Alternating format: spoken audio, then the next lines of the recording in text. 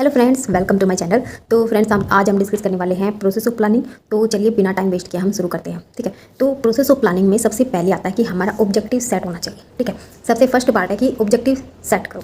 अब देखो, objective set करने का क्या मतलब है। आप कोई भी प्लान बनाते हो तो ऐसे ही बना लोगे, कोई ऑब्जेक्टिव कोई गोल वगैरह कुछ नहीं होगा, ऐसा नहीं हो सकता।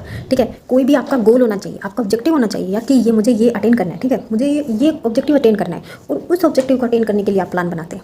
अब मान लो आपका गोल क्या है, आपका ऑब्जेक्टिव क्या है कि आपको +2 में 100% मार्क्स चाहिए। ठीक है, 100% मार्क्स चाहिए, ये आपका ऑब्जेक्टिव है। ये क्या है, आपका ऑब्जेक्टिव है।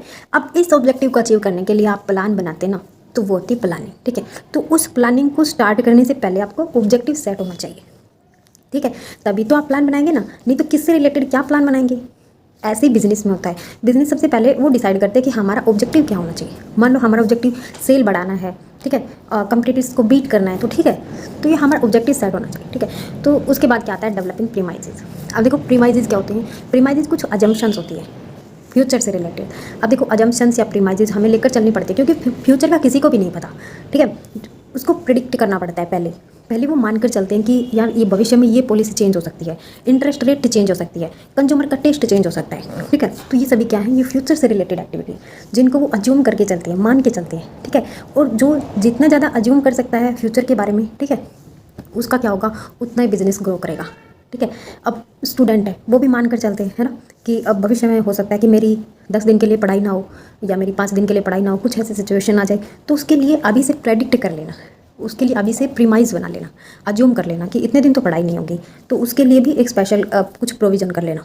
ठीक है, तो प्रीमाइजेस उसको बोलते हैं, कुछ अज्यूम करके चलना कि हाँ ऐसा हो सकता है, तो इसके लिए हमें सावधान रहना है। ठीक है, उसके बाद थर्ड आता है identifying multiple course of action. अब देखो ये क्या है कि हमें एक ऑब्जेक्टिव मिल गया। ठीक है, उसके बाद हमने उसको अज्यूम कर लिया कि ये हो सकता है। उसके बाद क्या है, उस ऑब्जेक्टिव को अचीव करने के लिए आपके पास बहुत सारे तरीके हो सकते हैं। यानी कि आपको 100% मार्क्स लाने हैं। ठीक है, तो उस 100% मार्क्स लाने के लिए आपके पास 10 तरीके हो सकते हैं, 5 तरीके हो सकते हैं। आप उन सभी तरीकों को आइडेंटिफाई करोगे, वो कौन कौन से तरीके हैं जिससे आप इतने मार्क्स ला सकते हो। ठीक है, रात में पढ़ के ला सकते हो या दिन में पढ़ के ला सकते हो, कैसे कैसे ला सकते हो, सिर्फ उनको आइडेंटिफाई करना। ठीक है, इसी तरीके से कंपनी में सोचते हैं कि भाई किस किस तरीके से हम अपनी सेल बढ़ा सकते हैं, उन मल्टीपल कोर्सेज को आइडेंटिफाई करना। ठीक है, वही आता है इसमें।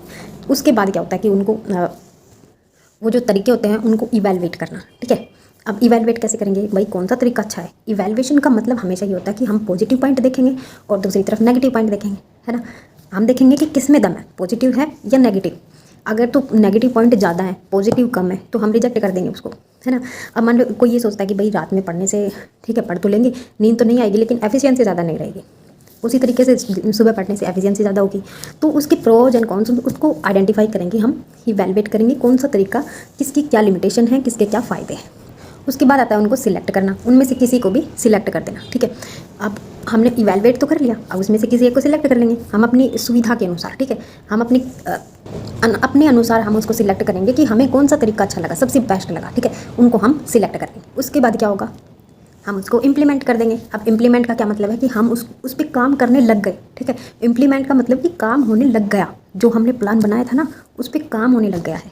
अब मान लो आपने प्लान बना लिया है कि आप इतने इतने घंटे पढ़ेंगे, ऐसे ऐसे पढ़ेंगे, तो उस पर आप काम करने लग गए, यानी कि वो पढ़ने लग गए हो आप, उसको क्या बोलते हैं, इम्प्लीमेंटेशन।